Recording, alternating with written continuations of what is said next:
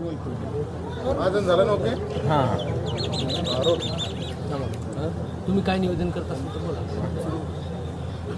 सगळ्यांना जय शिवराय. महाराष्ट्रातल्या मराठा बांधवांनी आणि महाराष्ट्रातल्या सगळ्या जनतेने जो 19 फेब्रुवारीचा आपल्या दैवताचा छत्रपती शिवरायांचा जयंतीचा उत्सव आहे तो सगळ्यांनं शांततेत आदर्श अशी शिवजयंती राज्यात यावेळेस सगळ्यांनी साजरी करावी. आदर्श शिवजयंती म्हणजे काय? एक नवीन व्याख्या, चांगलं परिवर्तन आपण महाराष्ट्रातल्या सगळ्या जनतेनं करून यावेळेस आदर्श अशी शिवजयंती सगळ्यांनी 19 तारखेची साजरी करावी. याचबरोबर महाराष्ट्रातल्या मराठा समाजानं पुन्हा एक आव्हान आहे की आपण मराठा आरक्षणाच्या बाबत जे राज्यभर आंदोलनं सुरू आहेत आपले सगळ्यांचे ते शांततेत करावे. परंतु आपण त्याची दिशा ठरवणार आहेत. आंदोलनाचे एक आंदोलन एक समाज एक मागणी या स्वरूपाचं चांगल्या आंदोलनाची एक दिशा आपण 20 तारखेच्या नंतर ठरवणार आहेत. परंतु आता आपण जे आंदोलनं करतायत शांततेत सगळ्या राज्यात आपण करतायत त्याबद्दल तुमचं सगळ्या मराठा समाजाचं कौतुक. परंतु जे विद्यार्थ्यांच्या परीक्षात याच्याकडे मात्र बारकाईने लक्ष ठेवायचं. विद्यार्थ्यात कधी जात बघायची नसते किंवा धर्म बघायचा नसतो. विद्यार्थी हा आपलं भविष्य आहे. त्यांना कसली अडचण येणार नाही. कालही सांगितलं, आजही पुन्हा तोच विषय सांगतो आहे की त्यांना आंदोलनामुळं कसलीच अडचण विद्यार्थ्यांना त्याच्या परीक्षा केंद्रापर्यंत जाण्यासाठी आलीच नाही पाहिजे. आपण स्वतः सगळ्यांनी पुढे होऊन मदत करायची. मराठ्यांचं आंदोलन सुरू असताना एकाही विद्यार्थ्यांना अडचण आली नाही हा एक नवीन आदर्श मराठ्यांचा गेला पाहिजे. कारण आत्ता 5 महिन्यापासून आपलं आंदोलन सुरू आहे. आपला खूप आदर्श मोठा राज्यानं देशानं आणि जगानंसुद्धा घेतलेला आहे की ह्या मराठ्यांनी शांततेत आंदोलनं करून एक नवीन आदर्श दिला. पण नुसता आदर्शच दिला नाही तर त्यातून समाजाला न मिळणारं 5 पिढ्यापासून जे मिळत नव्हतं ते मिळून दिलं. असं आरक्षणाचा विषय असेल, मुलींच्या शिक्षणाचा असेल, जे काय अनेक झाले असतील ते हे एक आदर्श आहेत नवीन. तसेच त्यामुळं आपण विद्यार्थ्यांच्या परीक्षात त्यांचं वर्षाचं भविष्याचा विषय असल्यामुळं जरी आंदोलन सुरू असलं तरी पण त्या विद्यार्थ्यांना थोडीही भीती वाटली नाही पाहिजे. त्याला वाटलं पाहिजे मी त्या आंदोलनातून गेलो, येतानाही माझा पेपर देऊन आल्यावर त्याच आंदोलनातून आलो, मला कसलीच माझी गैरसोय झाली नाही पाहिजे. इतकी बारकाईनं समाजानं काळजी घ्यायची. याचबरोबर तिसरा विषय असा की 20 तारखेला सगळ्या सोयऱ्यांच्याबद्दलचा जी अधिसूचना काढल्या त्याबद्दलची अंमलबजावणी सरकारनं केलीच पाहिजे. यासाठी आपलं आंदोलन सुरू आहे. मराठ्यांना आरक्षण हे ओबीसीतून पाहिजे आणि ज्यांचे कुणबी प्रमाणपत्र मिळालेत आणि ज्यांचे मिळाले नाहीत त्या कुणबी प्रमाणपत्र त्या नोंदीच्या आधारावर ज्याची नोंद मिळाली नाही त्या मराठ्यांना कुणबी प्रमाणपत्र द्यायचे. याच्यासाठी सगळ्या सोयऱ्यांची अंमलबजावणी सरकारनं 20 तारखेला करावी आणि सरकार करल ही आपण मराठा समाज आशा बाळगू. जर 20 तारखेला त्यांनी सगळ्या सोयऱ्यांची अंमलबजावणी नाही केली, कारण जो मागासवर्ग आयोगानं अहवाल दिला त्याबद्दल तर कायदा पारित होणारच आहे, त्याबद्दल तर कौतुकच आहे. महाराष्ट्रभर मराठा समाज त्याचा आनंदही व्यक्त करणार आहे. ते 150 लोकांना लागतं आहे त्यामुळं त्याचाही आनंद महाराष्ट्रातल्या गोरगरीब मराठ्यांनी त्या ज्या लोकांना पाहिजे होतं त्यांना मिळवून दिलं आहे त्याबद्दल मराठा समाजही राज्यभर त्याचा आनंद व्यक्त करणार आहे. त्यात दुमत नाही. परंतु खरी लढाई मराठा आरक्षण हे ओबीसीतून मराठ्यांना पाहिजे आणि नोंदी न मिळालेल्या मराठ्यांसाठी सगळ्या सोयऱ्यांचं अध्यादेश काढलेला अधिसूचना काढली त्याची अंमलबजावणी 20 तारखेला झाली पाहिजे. याच्यासाठी हा 5-6 महिन्यापासूनचा संघर्ष आहे. त्याशिवाय आंदोलन थांबू शकत नाही. मुख्यमंत्री साहेबांना आपण सांगितलं आहे मीडियाच्या माध्यमातून आणि सरकारला पण सांगितलेलं आहे. जर 20 तारखेला नाही केलं तर अधिवेशन किती वेळात संपतं आहे हे आपल्या लक्षात येईलच. त्या दिवशी जर लवकर ते संपलं आपल्याला जर दिशा लक्षात आली की सरकार सगळ्या सोयऱ्यांचं 20 तारखेला घेण्याचा अंदाजा नाही हे मराठा समाजानं विशेष करून लक्षात असू द्या म्हणून सांगतो आहे. लक्षात येईलच की किती वेळात संपतं आहे, सगळ्या सोयऱ्यांचा विषय घेतात का नाही. जर 20 तारखेला सगळ्या सोयऱ्यांच्या अंमलबजावणीचा विषय घेतला नाही किंवा 20 तारखेच्या आत आज उद्या त्यांनी स्पष्ट भूमिका सगळ्या सोयऱ्यांच्या बाबत केली नाही तर 20 तारखेला अधिवेशनात अंमलबजावणीची भूमिका घेतली नाही हे लक्षात आलं. जर वेळ असला तर त्याच वेळेत म्हणजे 3-4 वाजताच्या आत जर ते संपलं अधिवेशन आणि आपल्या लक्षात आलं की हे घेत नाहीत किंवा ते जर उशिरापर्यंत चाललं तर मग उशिरापर्यंत का होईना सगळ्या सोयऱ्यांच्या देशाची अंमलबजावणीची विषयाची काही विषय तिथं होतो आहे का हे लक्ष ठेवू. आणि जर ते लवकरच संपलं तर आपण 4च्या दरम्यान पत्रकार परिषद घेऊन लगेच पुढच्या आंदोलनाची घोषणा करणारे ते घेत नाहीत म्हणून. किंवा जर ते दिवसभरच चाललं त्यांचं मग आपल्याला दिवसभर बघावं लागणार आहे की हे घेता आहेत का शेवटपर्यंत. मात्र मग 21ला फायनल पत्रकार परिषद घेऊन आंदोलनाची निवेदनबद्ध आंदोलनाची दिशा ठरवली जाणार आहे. 20लाच ठरवली जाणार आहे परंतु अधिवेशनाच्या वेळेनुसार ठरवलं जाणार आपल्याला करावं लागणार आहे. जर हे उशीर झालाच तर 21ला मात्र आंदोलनाची महाराष्ट्रातली पुढची दिशा सगळ्या सोयऱ्यांची कायद्याची अंमलबजावणी करण्यासाठी आणि मराठ्यांना ओबीसीतूनच आरक्षण मिळण्यासाठी पुढील आंदोलनाची स्पष्ट भूमिका, आंदोलन कसं, कोणचं आणि काय याबाबत मराठा समाजाला स्पष्ट सांगितलं जाईल. धन्यवाद. आपल्याला काय विचारायचं का? ओबीसीतूनच आरक्षण हवं. मात्र आता एक नवीन माहिती जी समोर येते त्याच्यामध्ये असं समोर येते की जे समिती होती मागासवर्ग आयोगाची त्यांनी अशी शिफारस केली की स्वतंत्र 10 ते 12% आरक्षण जे आहे ते मराठा समाजाला दिलं जाऊ शकतं. तसं जर आरक्षण देण्याचा निर्णय झाला तर त्या संदर्भातली भूमिका काय असणार आहे? ते आरक्षण सुरक्षित असेल असं वाटतंय का तुम्हाला? नाही, त्याचे हे बघा आम्ही आता त्याच्यात पडलेलोच नाही आहे पहिल्यापासूनच. फक्त काही जरा 100-150 जणांना लागत होतं ते म्हणून गोरगरीब मराठी त्यासाठी लढले.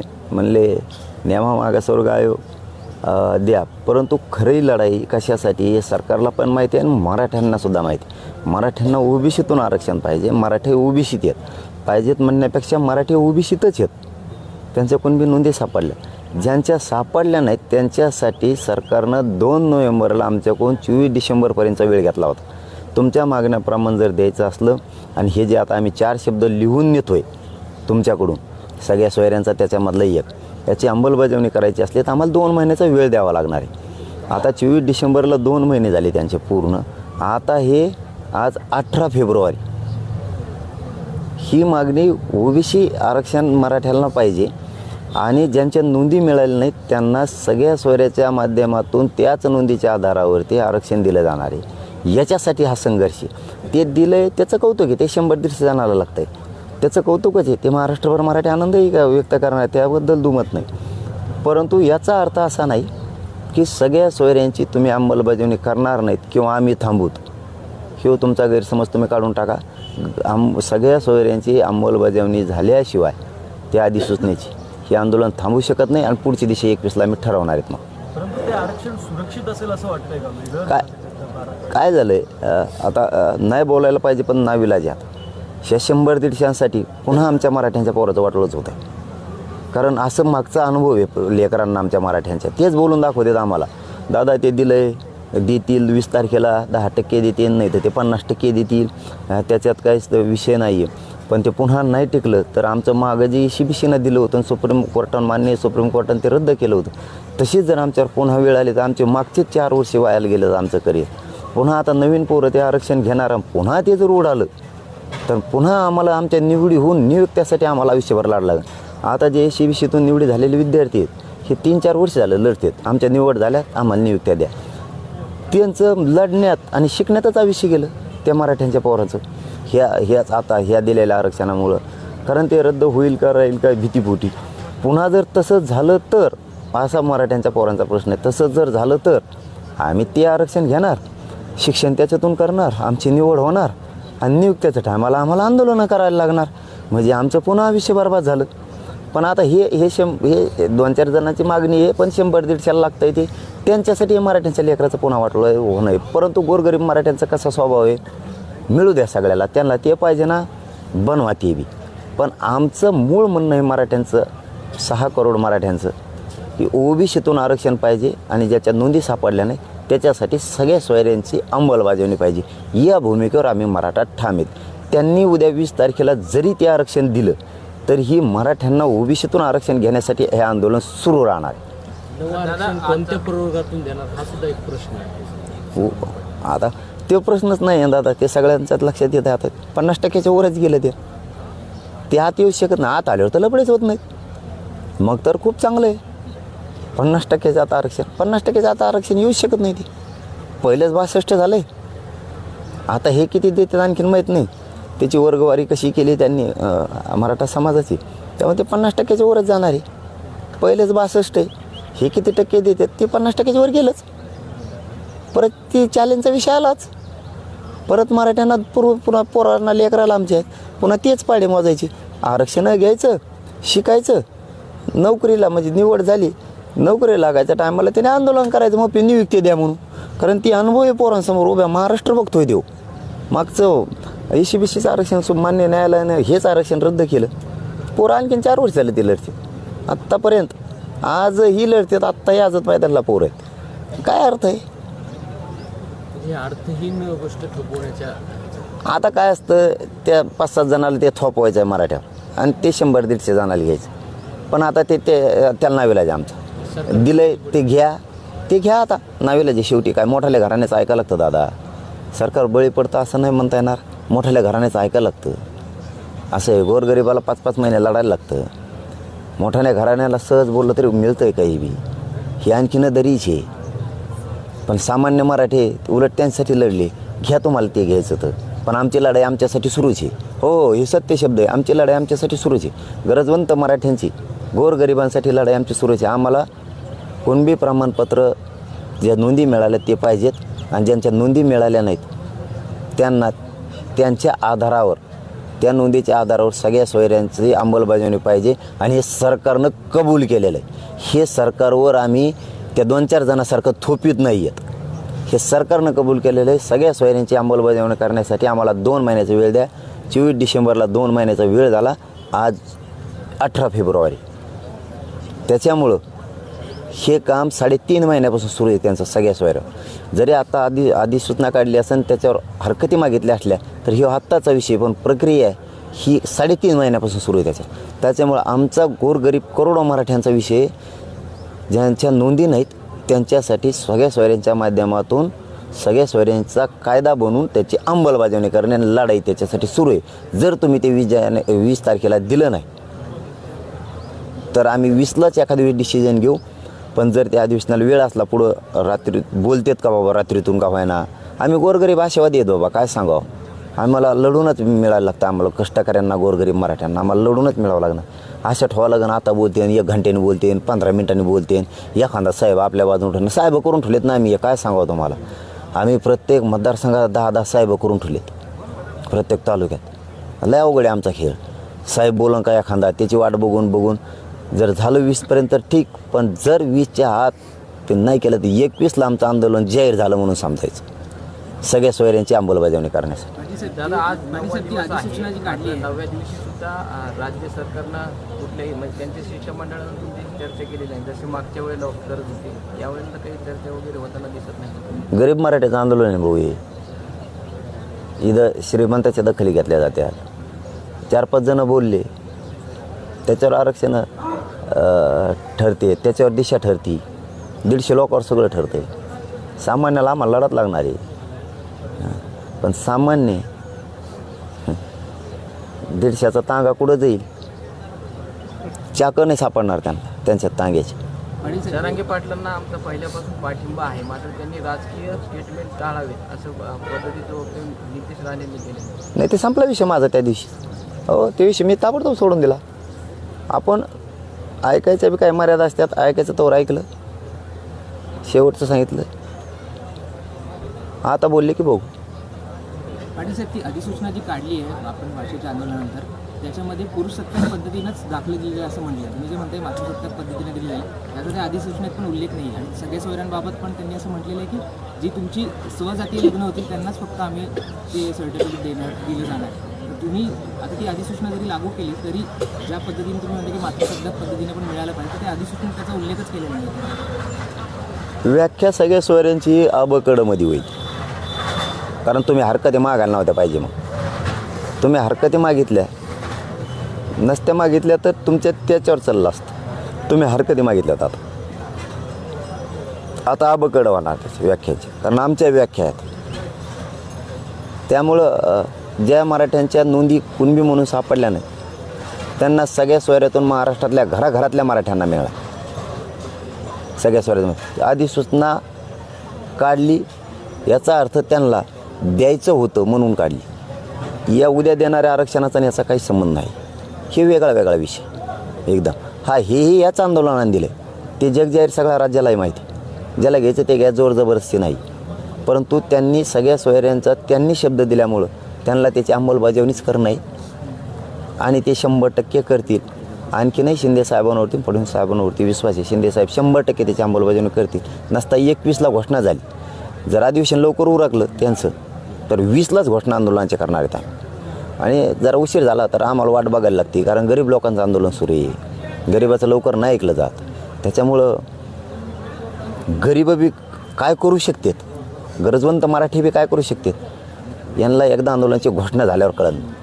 राज्य सरकारनं अधिसूचना काढली, जर 20 तारखेनंतर सगळी सोयरे शब्दाची अंमलबजावणी झाली नाही तर याला पर्याय म्हणून कोर्टामधून सुद्धा दाद मागता येईल का? आम्ही आमच्यावरती विश्वास ठेवतोय. न्यायालयाकडे जाण्याचा विषय आत्ता नसतोय, कारण ती अधिसूचना आहे. न्यायालयाकडे जाण्याची प्रक्रिया आत्ताच नाहीच, त्या अधिसूचना आहे. आम्ही लोकशाहीनं कायद्यानं जो अधिकार दिला आहे, आपण मागणी करू शकता शांततेत, त्या पद्धतीनं लढण्यावर आमचा जास्त विश्वास आहे. आणि अधिसूचनेला आत्ताच तिकडे जाता येईल. जेव्हा अजित पवार असं म्हणाले की मराठा आरक्षणाचं बिल अधिवेशनात 2 दिवसात आणणार आणि बहुमताने पार पाडणार, पाडतील ना, कोण नाही म्हणलं. आम्हाला माहीतच आहे ते पाडणारच आहे, ते पाडणार बी आहेत. हे बी पार पाडा तेवढं. सगळ्या सोयऱ्यांचं बिल पार पाडा, बिल काढा, काहीतरी काढा.